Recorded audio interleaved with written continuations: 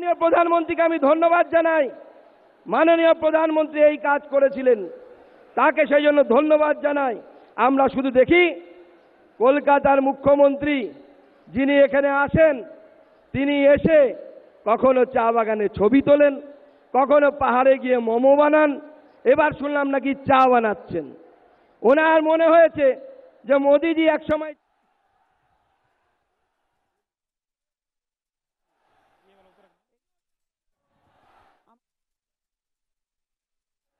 যশস্বী প্রধানমন্ত্রী নেতা সম্মানীয় প্রধানমন্ত্রী নরেন্দ্র দামোদর মোদীজি, ওনাকে আমাদের রাজ্য সভাপতি মাননীয় সাংসদ শ্রী সুকান্ত মজুমদার মহাশয় উত্তরীয় পরে বরণ করে নেবেন। মোদীজি স্বাগতম। ডক্টর সুকান্ত মজুমদার আমাদের রাজ্য সভাপতি, অন্যতম সেরা সাংসদ, উত্তরীয় পরে আমাদের যশস্বী প্রধানমন্ত্রীকে বরণ করে দিচ্ছেন। এরপরে আমাদের আলিপুরদুয়ার লোকসভা কেন্দ্রের প্রার্থী মনোজ টিগ্গা মহাশয় উত্তরীয় পরে আমাদের যশস্বী প্রধানমন্ত্রীকে বরণ করে দেবেন। এরপরেই কোচবিহার লোকসভা কেন্দ্রের প্রার্থী বর্তমানে স্বরাষ্ট্র যুব কল্যাণ দপ্তরের প্রতিমন্ত্রী সম্মানীয় নিশীথ প্রামাণিক মহাশয় দেবী দুর্গার প্রতিকৃতি দিয়ে উনি বরণ করে নেবেন।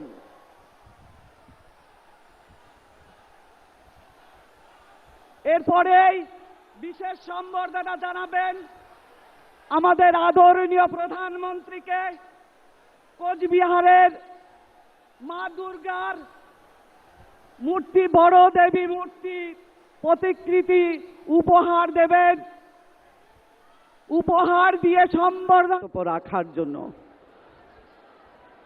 সবাই আমরা অধীর আগ্রহে অপেক্ষা করছি আজকে আমাদের বিশ্ববরেণ্য নেতা নরেন্দ্র মোদীজির ভাষণ শোনার জন্য। দীর্ঘক্ষণ ধরে আপনারা অপেক্ষা করছেন। তিনি চাওলা থেকে আজকে বিকশিত ভারতের স্রষ্টা।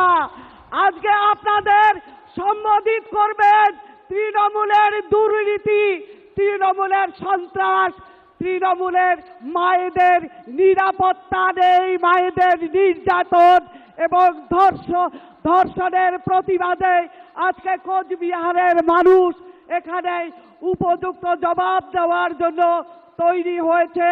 আমাদের আলিপুরদুয়ার এবং কোচবিহার বিধান লোকসভার প্রার্থীদের পদ্মফুল চিহ্নে বিপুল ভোটে জয়যুক্ত করার জন্য আজকে আমাদের সম্মানীয় প্রধানমন্ত্রী এই মঞ্চকে সম্বোধিত করবেন। আমি তাকে ওনার মঞ্চে ভাষণ দেওয়ার জন্য অনুরোধ করছি।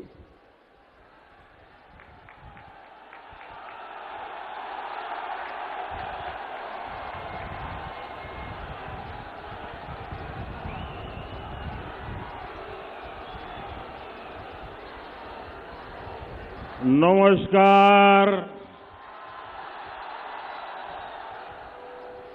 সকল কুচবিহারবাসী দের আমার সাদর প্রণাম। दंडोवत सगाई के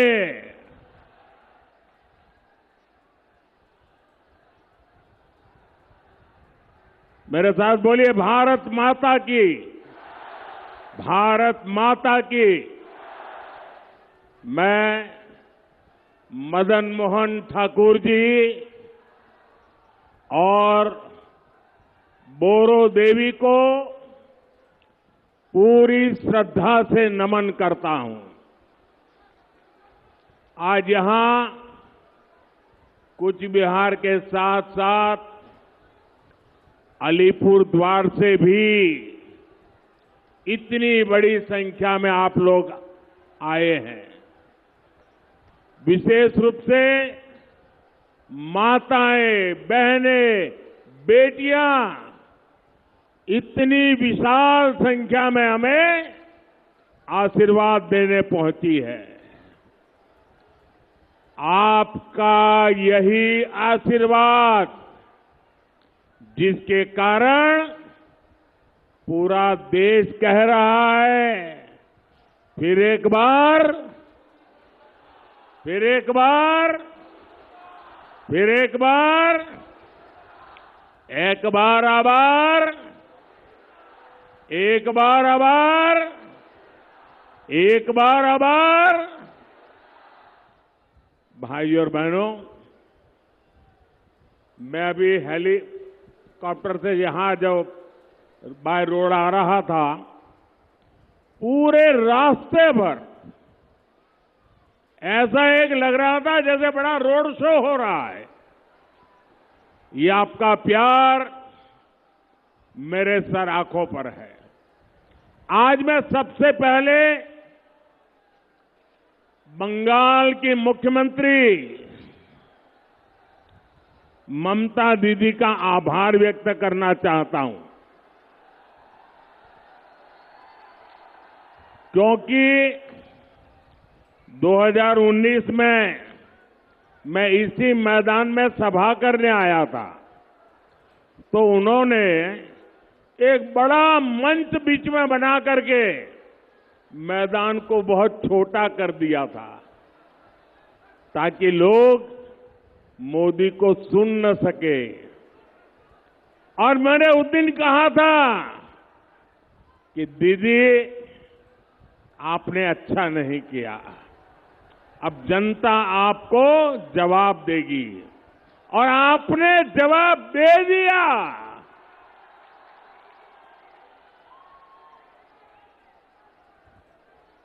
लेकिन आज उन्होंने ऐसा कुछ भी नहीं किया, मैदान खुला रखा, तो मुझे आप सबके दर्शन करने का सौभाग्य मिला। आपका दर्शन करके आज मेरा जीवन धन्य हो गया, और इसलिए मैं बंगाल सरकार को कोई रुकावट न करने देने के लिए जरूर आभार व्यक्त करता हूं। भाइयों और बहनों, 21वीं सदी का ये समय भारत के लिए बहुत अहम है। ये समय विकसित भारत बनाने का है, और जब भारत विकसित होगा तो बंगाल उसका बहुत बड़ा लाभार्थी होगा। बंगाल के मेरे भाई बहन उसके सबसे बड़े लाभार्थी होंगे। ये समय महाराजा नरनारायण, वीर चिल्ला रॉय और ठाकुर पंचानन वर्मा जैसे महान सपूतों के सपनों को पूरा करने का समय है। और इसलिए 19 अप्रैल को जब आप मतदान केंद्र पर वोट डालने जाएंगे, तो इस बात को बराबर याद रखिएगा। और हम याद रखें, ये देश का चुनाव है, पूरे हिंदुस्तान का चुनाव है। ये देश को दुनिया की तीसरी बड़ी आर्थिक ताकत बनाने का चुनाव है। और इसलिए दिल्ली में कोई कमजोर सरकार नहीं, बल्कि स्थिर और मजबूत सरकार जरूरी है। आप मुझे बताइए, क्या देश को दुनिया की तीसरी बड़ी आर्थिक शक्ति बनाना चाहिए कि नहीं बनाना चाहिए? बनाना चाहिए कि नहीं बनाना चाहिए? इसके लिए मजबूत सरकार चाहिए कि नहीं चाहिए? मोदी मजबूत सरकार देता है कि नहीं देता है? आगे भी देगा कि नहीं देगा? और इसलिए देश की सरकार बनानी है, मजबूत सरकार बनानी है, काम करने वाली सरकार बनानी है। साथियों, आजादी के बाद हमारे देश में 6-7 दशक तक लोगों ने केंद्र सरकार में सिर्फ और सिर्फ कांग्रेस का मॉडल देखा। अब पहली बार देश ने बीते 10 साल में पूर्ण बहुमत वाली बीजेपी सरकार का मॉडल देखा है। आज दुनिया कहती है कि मोदी मजबूत नेता है। दुनिया कहती है मोदी कड़े और बड़े फैसले लेने वाला नेता है। लेकिन मेरे भाइयों बहनों, मैं तो हाथ जोड़ के यही कहूंगा, बड़ी विनम्रता से कहना चाहता हूं कि मोदी तो भारत की जनता जनार्दन का एक बहुत सामान्य सेवक है। मोदी कड़े और बड़े फैसले लेता है क्योंकि उसे 140 करोड़ भारतीयों के सपने पूरे करने हैं। और इसलिए मोदी की गारंटी है, आपका सपना ही मोदी का संकल्प है। मोदी ने गरीब को उसका हक भी दिया और गरीब के वो लूटने वालों के खिलाफ कड़े और बड़े फैसले भी लिए। मोदी ने कड़े फैसले लिए ताकि देश भ्रष्टाचार मुक्त हो। मोदी ने कड़े फैसले लिए ताकि देश आतंकवाद से मुक्त हो। मोदी ने बड़े फैसले लिए ताकि 140 करोड़ भारतीयों को नए अवसर मिले। आज गांव-गांव डिजिटल हो रहा है, घर-घर फोन पहुंच गया है। ऐसा आधुनिक नेटवर्क दुनिया के कई विकसित देशों में भी नहीं है। मोदी ने बड़े फैसले लिए ताकि गांव और गरीब का, एससी, एसटी और महिलाओं का जीवन आसान हो। कांग्रेस तो दशकों तक देश को गरीबी हटाओ का नारा देती रही। ये बीजेपी सरकार है जिसने 10 साल में 25 करोड़ लोगों को गरीबी से बाहर निकालकर दिखा दिया है। और ये इसलिए हुआ क्योंकि हमारी नीयत साफ है। ईमानदारी से काम कर रहे हैं। और इसलिए मैं कहता हूं, नीयत सही तो नतीजे भी सही। ताई आम्ही बोली, उद्देशो सटीक ताले परिणामों सटीक। साथियों, मोदी आपके भविष्य की चिंता कर रहा है। आपकी आने वाली पीढ़ियों के सामने ये दशकों पुरानी चुनौतियां हटा रहा है। मोदी की नीयत सही है, इसलिए अनेक दशकों बाद जम्मू कश्मीर को आर्टिकल 370 से मुक्ति मिली है। मोदी की नीयत सही है, तभी दशकों के इंतजार के बाद नारी शक्ति वंदन अधिनियम पास हुआ। महिलाओं और को संसद और विधानसभा में आरक्षण मिला है। मोदी की नीयत सही है, इसलिए 500 साल बाद अयोध्या में भगवान राम का भव्य मंदिर बना है। और इसलिए देश कहता है, जहां दूसरों से उम्मीद खत्म होती है, वहां से मोदी की गारंटी शुरू होती है।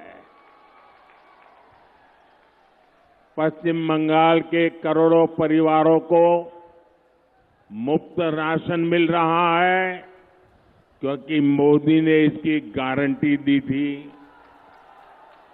यहां बंगाल के करीब 40 लाख गरीबों को पक्का घर मिला है, क्योंकि मोदी ने इसकी गारंटी दी थी।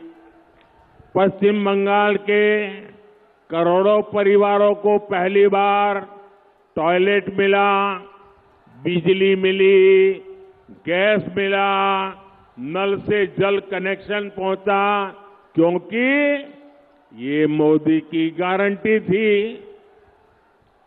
यहां बंगाल के किसानों के खातों में हमने पीएम किसान सम्मान निधि के 8,500 करोड़ रुपए सीधे भेजे, क्योंकि ये मोदी की गारंटी थी।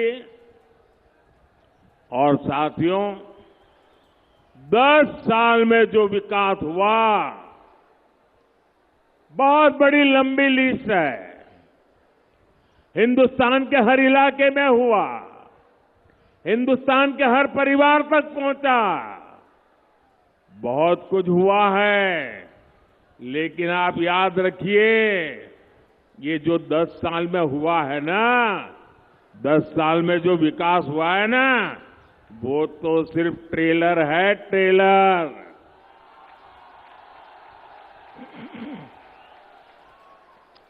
दस बछोरे जा होलो ओटा ट्रेलर छिलो। अभी तो मुझे बहुत करना है। अभी तो हमें देश को बहुत आगे लेकर जाना है। अभी तो हमें पश्चिम बंगाल को बहुत आगे ले जाना है। मेरे विरोधी कहते हैं, मोदी का कोई परिवार नहीं है। अरे मोदी के लिए तो मेरा भारत मेरा परिवार है। For more such videos, subscribe to the NewsX YouTube channel, hit the bell icon.